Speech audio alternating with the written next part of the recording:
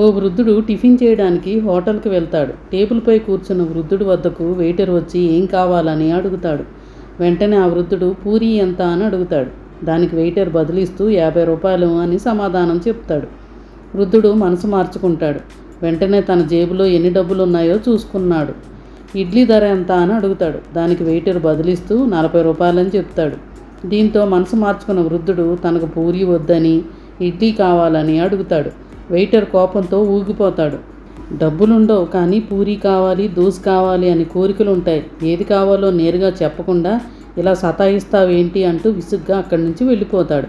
తన టేబుల్ పైకి వచ్చిన ఇడ్లీని తినేసిన వృద్ధుడు నెమ్మదిగా క్యాషియర్ వద్దకు వెళ్ళి డబ్బులు చెల్లించి బయటికి వెళ్ళిపోతాడు. అయితే అతను హోటల్ నుంచి వెళ్ళిపోయే ముందు టేబుల్పై ఉన్న ప్లేట్లో కొంత మొత్తాన్ని ఉంచి వెళ్తాడు. ఆశ్చర్యానికి గురైన వెయిటర్ టిఫిన్ చేసిన తర్వాత ఆ వృద్ధుడు టేబుల్పై 10 రూపాయల టిప్పు ఉంచి వెళ్ళిపోతాడు. అది చూసిన వెయిటర్ ఒక్కసారిగా ఎమోషనల్ అవుతాడు. సదరు వృద్ధుడిని అనవసరంగా తప్పుగా అర్థం చేసుకున్నానని బాధపడతాడు. నిజానికి ఆ వృద్ధుడి వద్ద పూరి తినడానికి సరిపోయేంత డబ్బు ఉన్నా వెయిటర్కి టిప్పు ఇవ్వడానికి ఇడ్లీ తిన్నాడన్నమాట. ఈ చిన్న కథలో ఎంతో నీతి ఉంది. ఒక వ్యక్తిని ఎప్పుడూ తొందరపడి తప్పుగా అర్థం చేసుకోవద్దనే గొప్ప సందేశం ఉంది.